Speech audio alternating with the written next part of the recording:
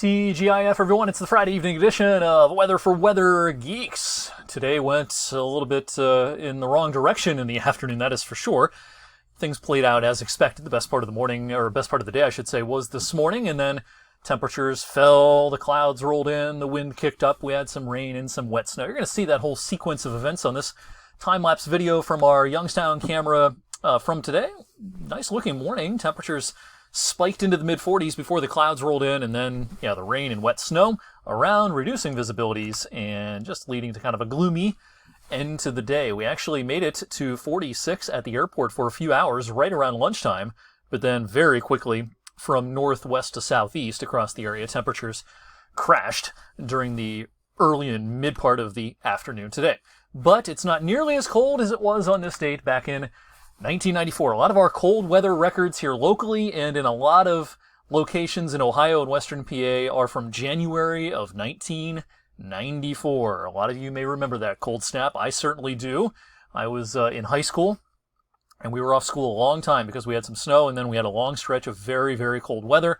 At the airport, of course, our coldest temperature on record occurred in January of 1994, minus 22. On this date, we had a record low high temperature for the day, record coldest high for the day, in other words, 2 above. The low temperature record was also set on this date at 7 below, but that was child's play compared to what we had a few days later when it got down into the teens and 20s below zero. All right, it's chilly enough out there this evening that we've had this rain-snow mix. Light snow continues as of this recording at 6:27, but this is just about to push out of here. The back edge, again, as of this recording at about 6:30, is pushing through, and there's not much of consequence to our south and west. Maybe a couple of flurries will survive the trip across eastern Ohio. It's not hard to find our cold front this evening. It rolled through a few hours ago, but it is yet to roll through Philly and D.C. and Richmond. But west of that front, this is no kind of Arctic air mass by any stretch of the imagination, but it's a noticeable change from where we were earlier. Beautiful satellite this evening. This is a meteorological beauty with low-pressure system spinning over southern Illinois this evening. It's a strong low-pressure system, and there's been a lot of wind associated with this low-pressure system. In fact, check this out. This is pretty cool. This is the high-res visible satellite from the kind of the high plains today, from Colorado down into the panhandle of Oklahoma, into the panhandle of Texas. This swath right here, this isn't cloudiness. This is dust. A bona fide dust storm developed earlier today from Amarillo, Texas, on north into the high plains of eastern Colorado, and it was easy to pick up on the satellite today. This has been a big wind producer across the Rockies and Plains over the last couple of days. Back here at home, our rain-snow mix fades away. Sky actually goes partly cloudy for a time tonight, maybe a passing flurry, but very little in the way of consequential weather overnight tonight and first thing on our Saturday morning. Now, when we talk about the weekend, we've had better, we've had worse.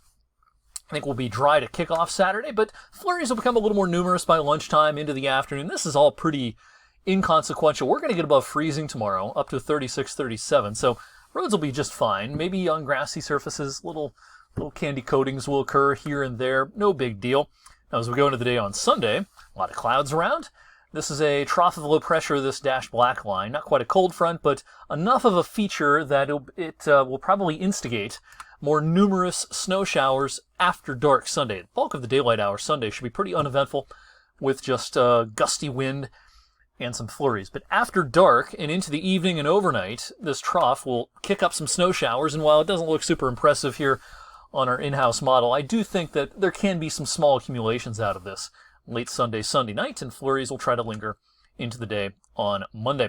When we talk about the snow possibilities or probabilities across our area, this is a map showing the chances of at least 2 inches over the next 72 hours. The legends up at the top.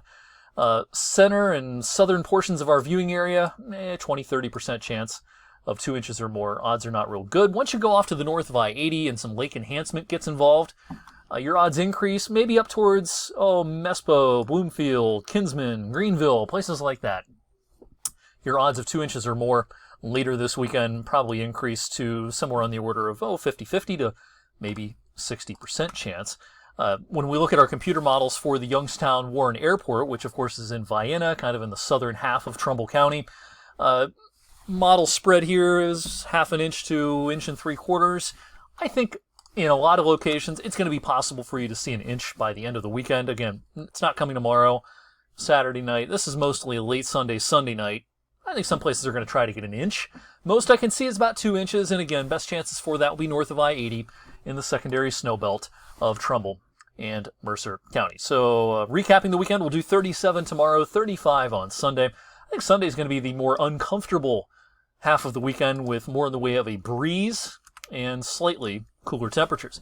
Overall, this is a colder pattern over the next 7 days, but it's not all that cold at all by January standards. In fact, temperatures will be bobbing around near to slightly above average through the end of next week. But notice next weekend we start to see some cooler than average temperatures settling in, and this probably starts a period that takes us through the end of the month that will be the coldest stretch of weather compared to average that we've had so far this winter. It may not be the snowiest stretch. That was back in December.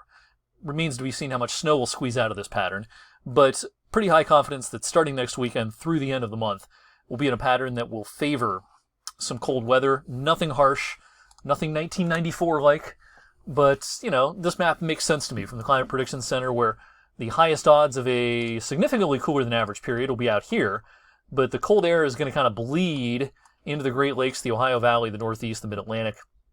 The warmth gets squashed down towards the Mexican border. And so, yeah, we're going to have our cold, but it's not going to be anything strange or unusual for late January. There's been some strange chatter. I've been asked a lot about the polar vortex. I don't know where people are seeing this stuff. No, the polar vortex is not coming to Ohio or PA. The polar vortex almost never comes to the U.S. Lobes or chunks of the polar vortex sometimes cruise down into southern Canada, close enough to us to bring some colder air down.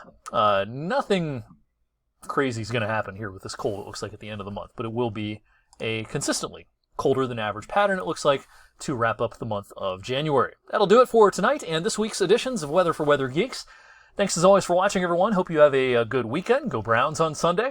I'll see you back here on Monday.